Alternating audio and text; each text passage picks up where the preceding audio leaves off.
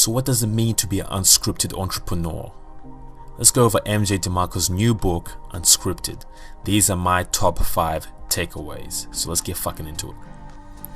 Number 5, the script. It is a system that has been formed to keep you in the position that you are in. It's modern day slavery. In the 1999 movie The Matrix, the protagonist Neo realizes that many of the inhabitants of Earth have been living in a dream world, a virtual reality that's been fed to humans by a parasitic machine race, the virtual reality distracting them from the discomforting truth. Our script is the socially conditioned narrative that we have been indoctrinated into since childhood. It consists of many fallacies such as, to succeed in life you need to go to school, you need to get good grades, you need to receive a college degree. That people that create wealth for themselves are in the position that they're in because of luck. Rich people are usually shady. Retirement happens at age 65 after you've worked for many years for a good company that will take care of you. Compound interest is the key to riches. You should do what you love so that you don't have to work a day in your life. Starting a business is risky. You should put your money in a 401k or other safe investment vehicle such as mutual funds. These fallacies are preached by seeders, all in an effort to create you into a model citizen, which is an abbreviation for mediocre, obedient, dependent, entertained, and of course, lifeless. Takeaway number 4, the do what you love myth. In the pursuit of financial independence, we're often bombarded with the same old tired advice of do what you love. The basic premise being that if you do what you love, you will never work a day in your life. Sounds so lovely, doesn't it? The problem with this notion is that doing what you love pays no fucking attention to what the market needs. It instead focuses on your own selfish desires. Just because you love going to the gym doesn't mean that you should be a personal trainer. It doesn't mean that you should start the 1000th YouTube fitness channel in an attempt to get rich. Just because you like playing Call of Duty doesn't mean you should start a fucking YouTube vlog gamer channel. There's already too many of those. Just because you like Hello Kittens doesn't mean you should make another blog that's saturating the internet. The market does not revolve around what you love or what you want. The market is selfish. It's a selfish beast. It only cares about one thing, and that is what it needs. A similar concept was talked about in the E-Myth Revisited.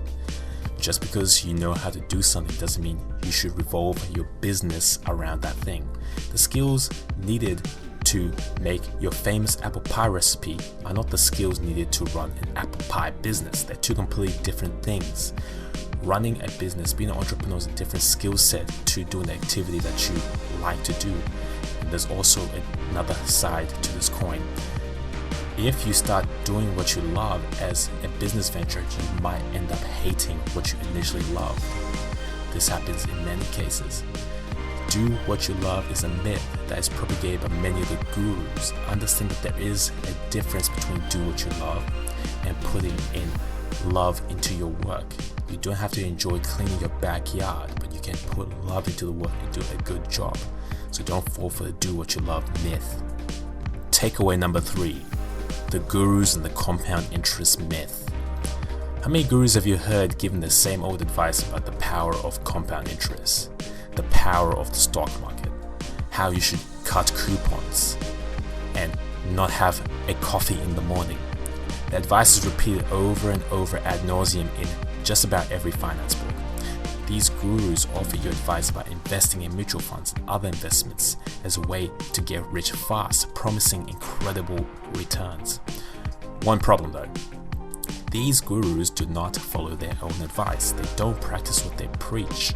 The truth of the matter is that the investment vehicles do not usually create explosive growth unless you're dealing with large volumes. Compound interest works well when you already have a large principal to work with, not your pennies. These gurus make their money from their books that they sell, their expensive cinemas and their retreats they run. They're not making their fortune from stock market. They're making their fortune from charging clients thousands of dollars to learn about the stock market. The market can't be predicted, but these gurus would have you believe that you can beat it. The secret can be yours once you sign up to their email list and buy their new DVD course. They won't tell you about the inflation rates or the threat of financial recessions. No way, no fucking way. That shit will scare you away. Instead, they will tell you the same story about how if you bought stocks in Coca-Cola back in the early 1900s, you will be able to enjoy millions of dollars right now. Yes, at the age of 100 and something, you can finally bowl like Dan Bilzerian. Doesn't that sound great? Let's put our faith in these gurus. Or not. Takeaway 2. Value cheats. There is a new breed of entrepreneurs that has plagued the market. The new breed is in it to make a quick buck by any means necessary. These fakerpreneurs are the ones that try and cheat value.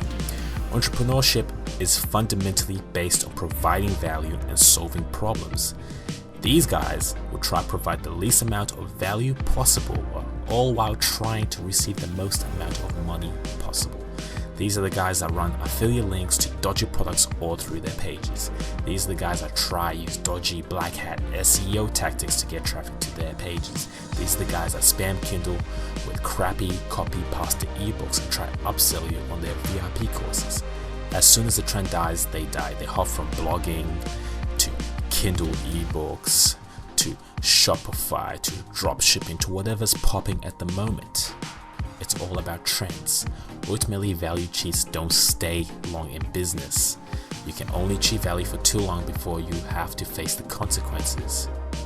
Ask Peter Sage. Entrepreneurs offer real value in exchange for monetary gains. They offer value by solving problems. Problems are often solved in one of two ways. 1. Innovation of a new product or a system. Or 2.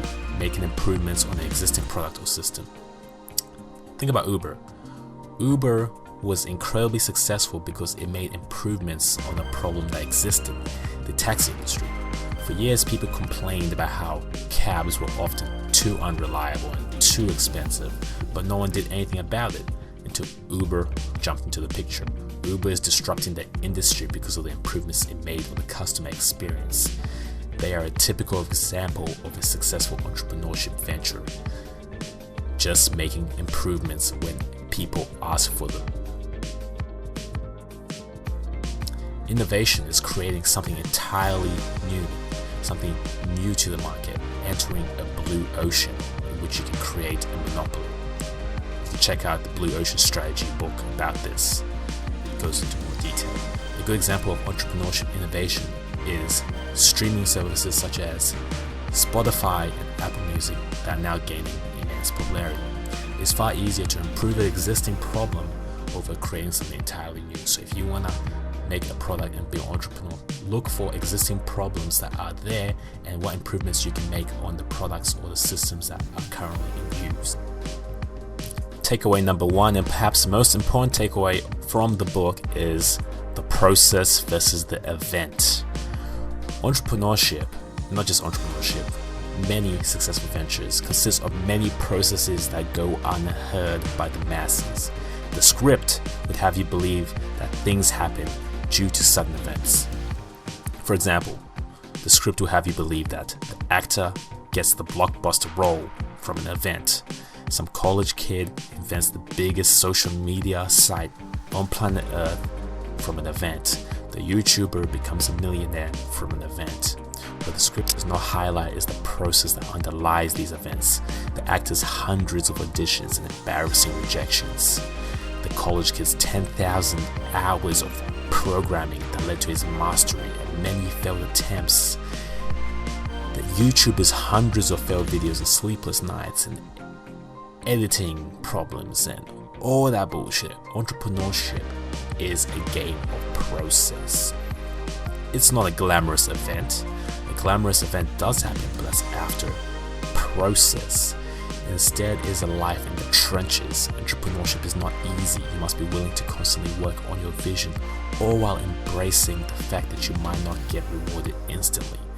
MJ talks about the desert of desertion, which is the period where you're implementing something new and you don't get feedback for a while. And this is where many people give up, but not you. If you're an entrepreneur, you should be able to push through that shit. There is no instant gratification. This is a long-term game. Most people won't be successful entrepreneurs because it requires you to go against your fundamental human nature. It requires you to be formless, like water, as Bruce Lee said. There are no clear-cut blueprints. There are no simple step-by-step guides to follow. It's only actions and feedback. Human nature is lazy, which is a quality that entrepreneurs can't embrace. This shit ain't for everybody. Those are my top 5 takeaways. I highly suggest you guys check out MJ DeMarco's new book. It's one of my favorites. If you haven't read The Millionaire Fastlane, go check that out. I've only scratched the surface here in terms of the content in the book. You don't have to read the book to really understand what the fuck is going on. And I've got a link in the description. It's going to be an affiliate link because I'm one of those value cheats and whatnot. But anyway, I hope you guys like it. Peace. Until next time.